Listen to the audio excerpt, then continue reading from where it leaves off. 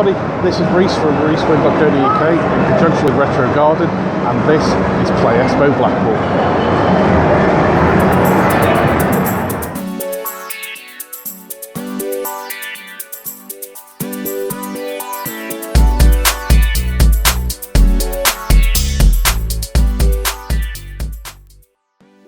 Play Expo took place the May Day bank holiday weekend in Norbreck Castle Blackpool, and the main draw for many was the arcade machine area. There were at least 100 machines, all available on free play for gamers of all ages to enjoy over the course of the weekend.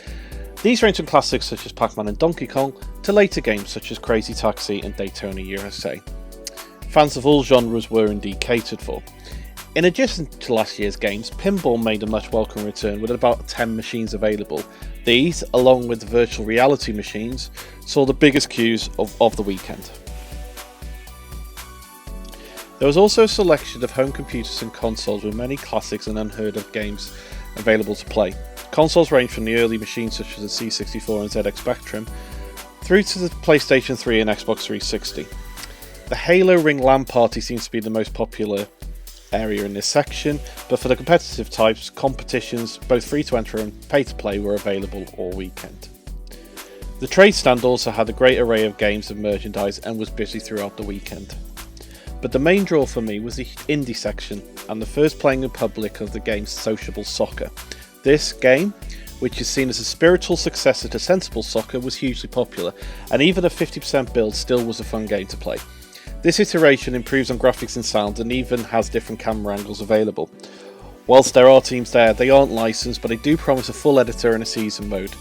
This game is showing a lot of promise before it's released towards the end of the year. However, the best game for me of the weekend was Dead Pixels 2, a sideways scrolling zombie hack and slash game with a retro feel that borrows heavily from video games and VHSs from the late 80s and early 90s. This graphic style seems to be of a recorded video that gets more and more distorted as your health drains. This game was a lot of fun to play with a good difficulty curve, and I'll probably pick this up when it comes out later this year.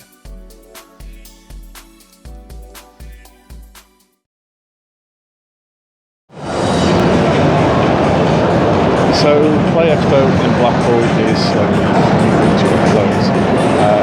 It's been a good few days here. Played lots of really good video games and found a lot of games that I now really like. If you're a fan of video games, come on to one of these, especially if you're a fan of retro games.